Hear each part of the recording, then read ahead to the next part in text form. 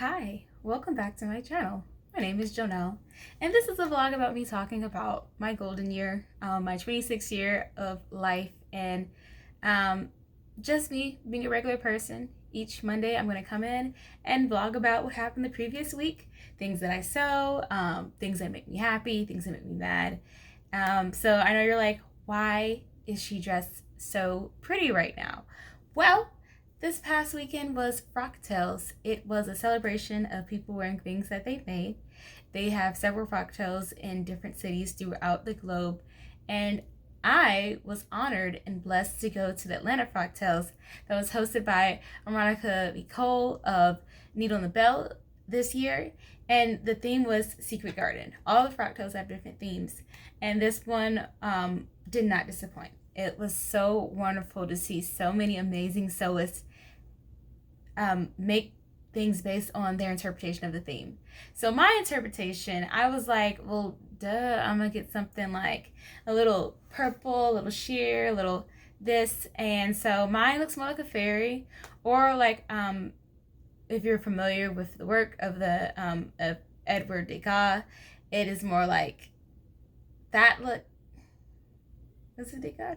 Yeah, his name is Degas. And he painted a lot of ballerinas during the 1800s. And so I really enjoyed making this look. This is my second corset.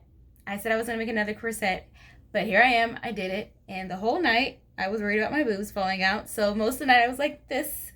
And I was like this. I was sort of like, I don't want my boobs falling out. I am in this process of trying to accept my changing body as I sew. I started sewing when I was 9 years old. That's a different body at 26. And it's not like I never sewed stuff with like boobs and hips in it, but it was the expectations of what my body was supposed to look like in clothes that affected how I made the fit of my garments. And so this is the time where I'm like, okay, well, I do like my body and I would like to celebrate it. I don't want to hide it, and I don't want to base things off of how I was shaped in the years before. So I made this corset, and actually it held up. Nobody saw my boobs. Well, nobody saw my areolas at all on Saturday night. I did try and wear boob tape, and it did not work. Like the sweat from my boobs, like sort of just, you know, it didn't stay. But also I realized how, like, looking dead on when I'm making this video, I can see, okay, you guys clearly can't see my boobs. But if I'm looking down here and I see like the slight gap, because this has 0 ease. So like my boobs are tight in here. But just because I'm looking down, I see this gap. I think everyone else can see this gap. So I was a little paranoid. But I was still able to enjoy the evening. It was actually Fred's first time doing a paid DJing gig, so I was really proud of him. He turned it out. You know, it was supposed to be an upscale type gala event where everyone wears their prettiest frocks, and you know, we're supposed to be enjoying the beauty and glamour of everyone's clothes. And Fred was like, well, I'm from ATL, so we're gonna get turned, we're gonna get lit.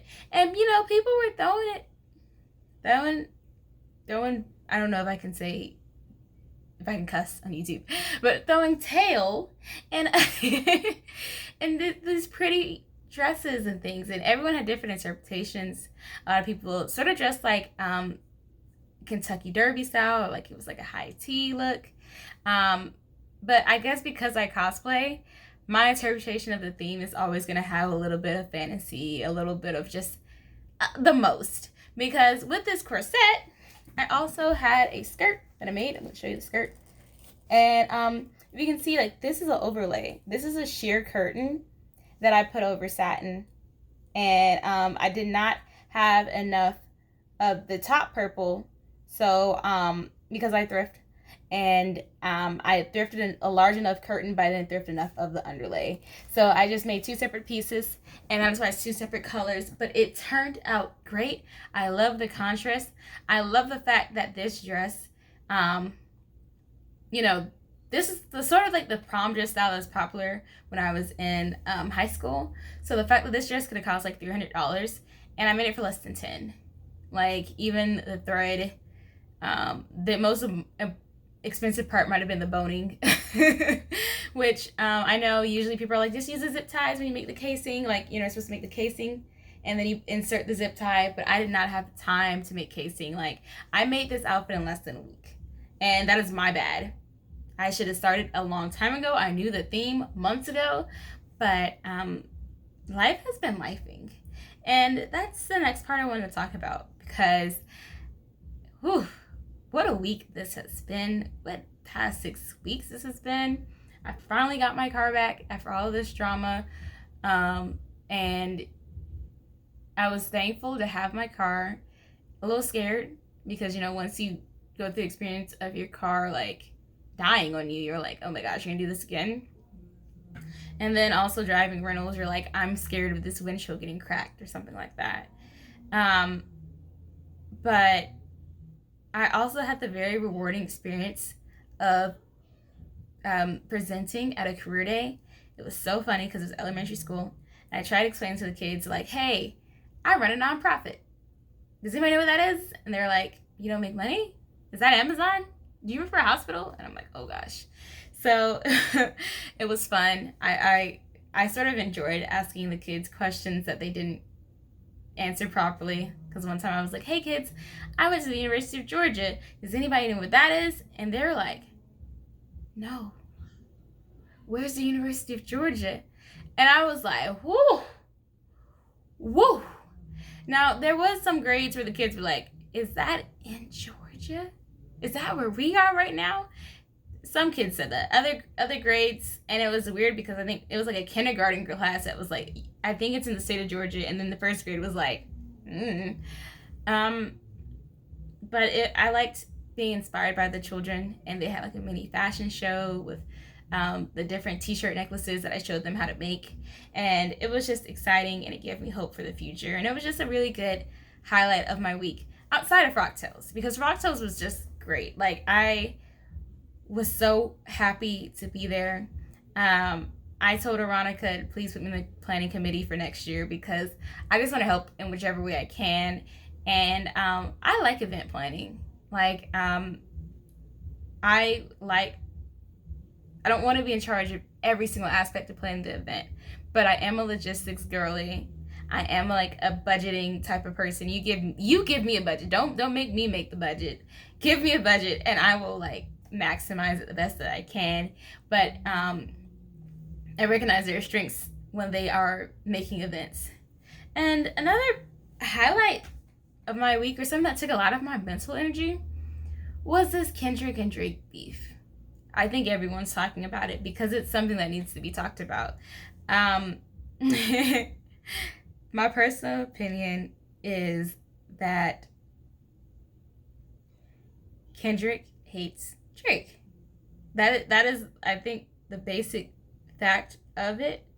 And I think when Kendrick first made Like That, he was sort of just like, yeah, I'm a little mad about Drake's existence, but if you don't make this escalate this any further, you keep it light, keep it on the playground, then I won't do anything further. But Drake apparently makes a lot of people mad, and a lot of people were upset, and they were like, all right, well, we're mad about Drake too. And Kendrick was like, I'ma chill. But then Drake made his song, J. Cole tried to make a song, and then he was like, no, just kidding, never mind. Which I personally think, if J. Cole did not want no smoke, I don't think he should have taken the song down. I really think he should have just gotten in the booth with Kendrick. I really think the only amicable way to end a rap battle, to show we're still friends, nobody has to die, is if you get in the booth together and you make a song. That is what I believe. That is not what happened with Kendrick and Drake. Like I said, Kendrick hates this man. And after song number 2, I was like, okay, Kendrick's gonna release an album. It's called I Hate Drake. And he's gonna outline why he hates Drake. And he's gonna escalate it each and every single song. just as he's done this past weekend. It was like Friday night. Fred and I are staying up. Fred is making mixes. He's a very famous DJ, if you don't know. And I'm sitting here trying to make this corset work and, trying to fit my titties in and everything. And Fred is like, hey, bro, Kendrick dropped. And I was like, okay, let's listen. And I listened. And I had listened to it 3 times. I had to pause. We had to pause in reflection and silence for Greg's reputation, because they're like, ooh. Because, prior to that, Kendrick had released a song, and then Drake released a song. And we're like, okay, wow, Drake dropped. Yeah, we're going to listen to that for a little bit. And then we're going to go back with our lives. But when Fred busted my room to say Kendrick dropped, and I was like, but Drake just said something. There was a lot of what they call a pregnant silence listening to Meet the Grams, because I was like, Kendrick hates this man. He hates this man, and he is going to let y'all know that. And if you associate with him, if you bring your children around him, he hates you. He hates you too. That's very, very powerful. Not in the business of hating people anymore. I never really hate people to begin with. There's people I don't like. I have some animosity towards. Like, don't say their name around me. I just don't want to hear it. But to actually hate people, have a diss track, that is why I went to therapy. I went to therapy because I realized whenever people made me mad, I would go Kendrick. I would have a whole list of reasons why I don't like you, and I will outline them every time you open your mouth.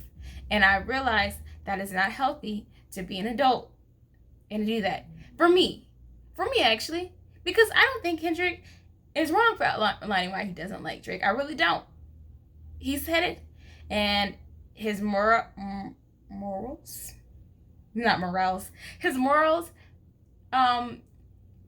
say that if you associate with women who aren't of age, you're trash. If you have a gambling problem, you're misogynistic, you're trash. You hide children, you're trash. Kendrick had his reasons to not like Drake. And Drake, I know what he's trying to do. He's trying to salvage his reputation. Sunday night sounded like the one he released last night in response to Kendrick was sort of like, all right, God, I'm not a pedophile. Can you just shut up, Kendrick? The secret child. Okay. Drake is just tired. And it is not the same energy that he had for his song Friday Night. The music video, the 3 different flows, with the, you beat on your wife type stuff, and I'm calling you short. And I think Drake's issue was that he dragged other people into it. Kendrick, I think he let up and just focused on Drake. This started off like that was a diss to Kendrick. And that was a diss to J. Cole and Drake.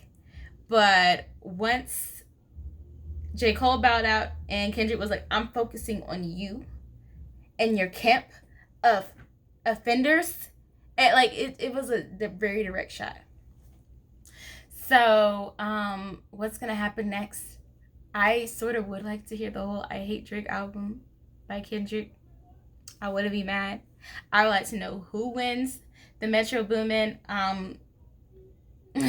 challenge, which is so funny because Drake didn't have to do that. Really, he could have just kept it between him and Kendrick. But when you just build a cadre of haters, you're gonna get a lot of pain that way.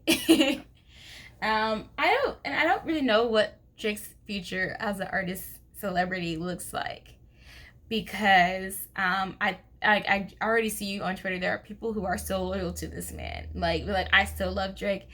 I didn't see the receipts like Drake asked for, and people are putting up the definition of a pedophile and this like that. I'm like,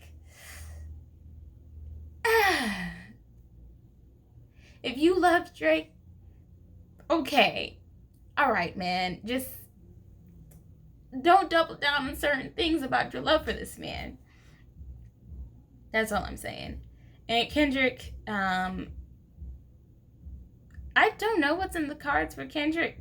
I really don't. I am like, when is he gonna get married? I'm just that petty because I'm like, well, it has been 5 years, and as someone who's also like in a relationship is like, we wouldn't be engaged for that amount of time. That's all I'm saying. Especially if you've been with somebody since high school. And then, the Kendrick wife beating allegations. That's just so sticky. It's so sticky. Because some people are like, well, he mentioned it in Mr. Morale and the High Steppers. And I did not listen to that. That was one of the few albums of Kendrick that I just could not get into. I didn't like that song with Taylor Page because I don't like the concept of people screaming at each other, and that is not art to me. That is really like just reopening some trauma. So if in that process Kendrick ended up fighting his wife, like physically fighting her, like what were the details of that? And Drake is like saying, show your receipts to Kendrick, but Kendrick's like, well, show your receipt to me beating my wife too. But it's just like that's sticky. That is very sticky. So I will keep enjoying the art that comes from it. Like a lot of terrible situations breed very beautiful and wonderful art. So that's why I'm just gonna listen to this. I'm gonna stay out of this. And then some people are like, well, you're paying attention to this beat, but you're not paying attention to what's going on in the world. Or you're listening to this from your iPhone that's made by minerals from Congo and stuff. And I'm like, hold on now. We can be aware of all of these things that's happening. I'm not distracted from the genocide that is happening in Palestine or Congo or Sudan right now. I'm not distracted. I know that it's still happening. I also still know that these two men are just fighting, and it's like, whoa. This is a cultural event for hip hop. Like, people are like, I'm tired of hearing about it. It's been 3 days. It hasn't really been like, it's just been 3 days of nonstop assault by Kendrick. There's other things that I feel like we talk about so much, and like, mainstream media doesn't really care about it, actually. Like, urban black people, we're talking about it. Only like white people talking about it was like Vlad. But this is a good distraction for me from like just white media that's saying like the worst things about Palestinian children. There's the mainstream media says all these things that it's like, it's just appalling. So when black people, we come together and we want to sit and we want to laugh about Kendrick and Drake's beef, we want to celebrate folks graduating and getting their degrees and like prom and stuff. Like, it's just a wonderful respite from all that's going on in the world, but we're not distracted. We still know. We're still showing our support. So that's been another part of my world. But overall, this was a chaotic week, and I'm thankful that I have another week ahead of me of great things. And this Saturday is actually Black Fae Day. And I know you're like, wait a minute, I made this beautiful purple gown. Why can't I just do this for Black Fae Day? No, that's not how I work. I unpacked this with my therapist this morning that apparently I don't think anything that I do is good enough, and I'm just going to keep going harder. And I have to keep making new things to prove